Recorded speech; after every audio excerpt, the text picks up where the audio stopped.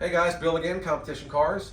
So now I want to go over the interior of this 1970 Oldsmobile 98 convertible, owned by the first owner for 48 years. I love the color combination, the white with the turquoise bluish interior. Car has power windows, power seats, tilt. It's got power top, AM radio, which does not work, and even if it did work, it powers up, it just doesn't, I don't hear any stations coming in. It just, it's AM radio, but I left it original. I like original radios. Clock, from what I can tell, does not work. 33,000 miles. Now, I want to make sure we have an understanding of what we have here.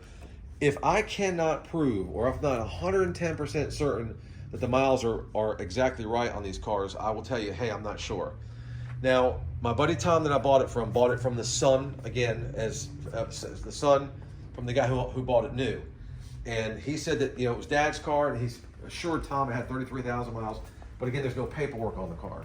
I mean, there's things that I see that says, yes, it's 33,000 miles. Then there's some things that I see that looks like it has a little excessive wear. But I don't know. I'm going to call it not the original miles to be safe, although the previous owner says it is the original miles. So you guys just use your best judgment and bid accordingly. Now, what I did do is I sorted this car very well. Car had sat for many, many years. And there was a lot of things I had to go through. And when I sort these cars, I do not cut corners, okay? So I'm gonna tell you what we did. I went to 2 different shops. So I've had the oil and filter done. I had the belts replaced. I had a new muffler and exhaust pipe put on it, okay? This was all done in the last couple, 2 or 3 months. Then I did, I fixed the air conditioning, did an air conditioning service, checked everything, did a fuel filter, and that was another visit. And then this was the big one. So I did a water pump. The water pump started leaking. The valve cover gaskets were leaking. It was dripping oil all over the floor. So they figured out what I needed. So we did the water pump. We did the valve cover gaskets. We did control arms and bushings on both sides in the front, okay, and shocks. We rebuilt the carburetor, and this is all the labor for that, okay. And then this is some other receipts. That's the fuel sending unit because the gas gauge wasn't working. Now it is working. And this is for the trunk, these side panels. Now I did a video, this trunk looks great. I mean, we did a video of everything out of it. I didn't want to have to rip everything apart because those things fit in just a certain way. So you can see it's a really clean, straight trunk bay. I have some pictures of the spare and the jack, everything is there like it should be. Okay, so coming around to the interior.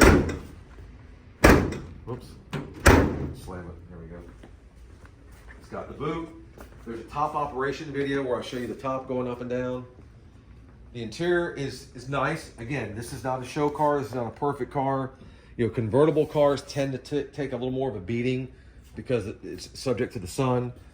Some other things you'd want to do to maybe bring this car to the next level is it's missing this seatbelt cover there. I bought a pair, but they were too small. So they were supposed to get me the right pair, and then of course they were out of stock.